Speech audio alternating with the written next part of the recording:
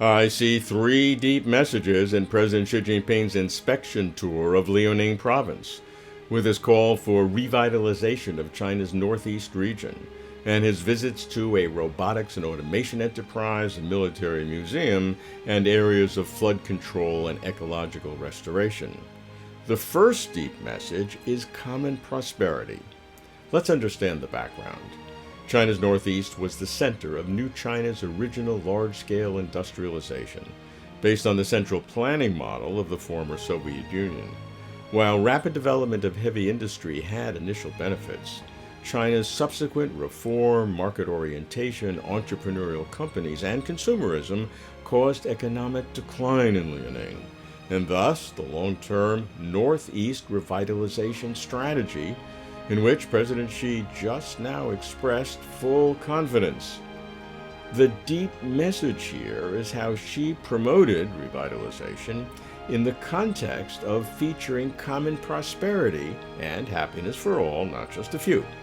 Common prosperity is noteworthy because some commentators believe that China has been downplaying common prosperity because of the country's economic slowdown.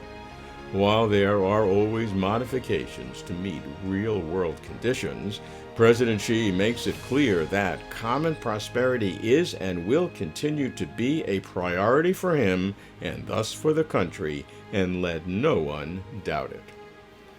The second deep message relates to China's growing military strength in general, and perhaps to Taiwan in particular.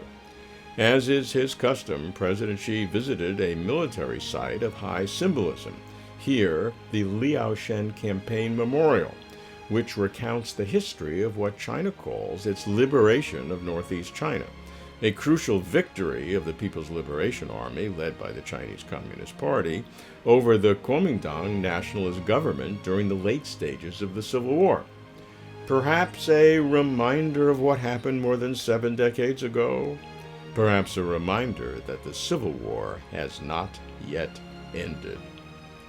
The third deep message integrates 3 of President Xi's themes in Liaoning: promoting scientific and technological innovation in enterprises, developing the regional strategy of revitalization, and ecological restoration and conservation.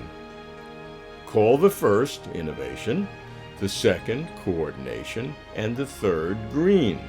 And we realize that innovation, coordination, and green are the first 3 of the 5 new concepts of development which President Xi has been using as his overarching economic guideline. Since 2015, when Xi introduced what was originally called the 5 major concepts of development, I've been following it closely, tracking its theoretical power in affecting practical policies. For example, I see how President Xi positions environmental protection as synergistic with, not antagonistic to, economic development.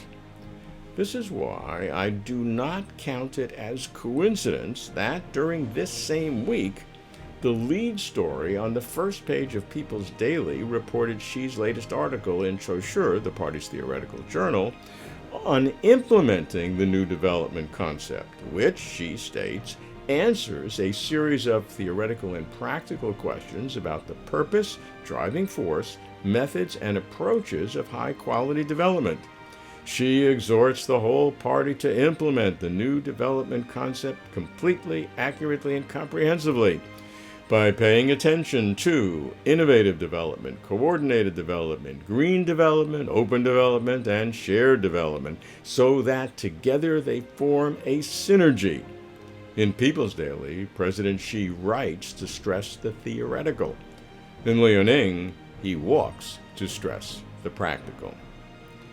Wherever President Xi goes, whatever he says, we can follow the events and hear the words. But always we look for the deep message. I'm Robert Lawrence Kuhn.